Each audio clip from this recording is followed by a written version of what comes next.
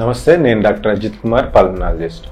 ఈరోజు మనం lung cancer గురించి తెలుసు. లంగ్ క్యాన్సర్ ఎలా ప్రజెంట్ అవుతుందంటే, చాలామందిలో డల్ ఏకింగ్ పెయిన్ కానీ, లాంగ్ టర్మ్ కఫ్ కానీ, దగ్గినప్పుడు తెమ్ములతో పాటు రక్తం రావడం, దాన్ని హిమాప్టైసిస్ అంటాం, ఇవి ఉండొచ్చు. వీటితో పాటు లో గ్రేడ్ ఫీవర్ కానీ, లేదంటే ఆకలి మందగించడం, బరువు తగ్గుతుండడం, ఇవన్నీ కూడా క్యాన్సర్ యొక్క లక్షణాలు అయి ఉండొచ్చు, ముఖ్యంగా వయసు పైబడిన వాళ్ళు.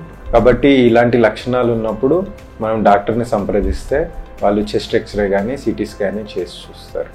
ఆ ఇమేజింగ్లో మనకి ఏదైనా సాఫ్ట్ టిష్యూ ఒపాసిటీ కానీ, డెన్సిటీ కానీ ఉన్నప్పుడు దాన్ని ఫర్దర్గా ఎవాల్యుయేట్ చేసుకుంటాం. ఒక్కోసారి మనకు బ్రాంకియల్ లూమెన్లోకి గ్రోత్ అంటే క్యాన్సర్ పెరుగుతున్నట్టు అనిపిస్తే మనం బ్రాంకోస్కోపీ కూడా చేస్తాం.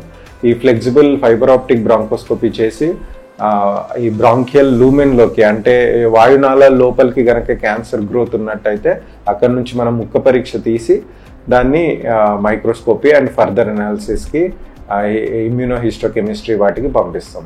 ఆ రిపోర్ట్కి అనుగుణంగా మనం క్యాన్సర్ని డయాగ్నోస్ చేసి ఏ టైప్ ఆఫ్ క్యాన్సర్ అన్నది కూడా నిర్ధారించి దానికి తగ్గట్టుగా ఇమ్యూనోథెరపీ కానీ, కీమోథెరపీ కానీ అందుబాటులో ఉన్నాయి.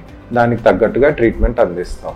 ఇవే కాకుండా ఒక్కోసారి క్యాన్సర్ ఇతర అవయవాలకు పాకిందా అన్నదాన్ని కూడా నిర్ధారించుకోవడానికి పెట్ స్కాన్ కూడా అవైలబుల్గా ఉంటుంది. పెట్ స్కాన్ కూడా చూసి శరీరంలో ఇంకెక్కడికైనా క్యాన్సర్ పాకిందా అన్నది మనం నిర్ధారించుకుంటాం. ఇలా కాకుండా క్లినికల్గా మనకు ఒక్కోసారి లోపల క్యాన్సర్ ఉన్నా కూడా ఒక్కోసారి అది బయటికి లింఫ్ నోడ్స్కి పాకుతూ ఉంటుంది. అంటే మనకు మెడపైన అలా కానీ లేదా చంకల్లో కానీ గడ్డల రూపంలో లింఫ్ నోడ్స్ స్వెల్లింగ్గా వస్తుంటుంది. ఆ వాపు, లింఫ్ నోడ్స్ యొక్క వాపు. అలాంటప్పుడు మనం ఈజీలీ యాక్సెసిబుల్ సైట్ అది. అప్పుడు మనం ఎఫ్ఎన్ఏసి లేదా బయాప్సీ ద్వారా కూడా నిర్ధారించుకోవచ్చు.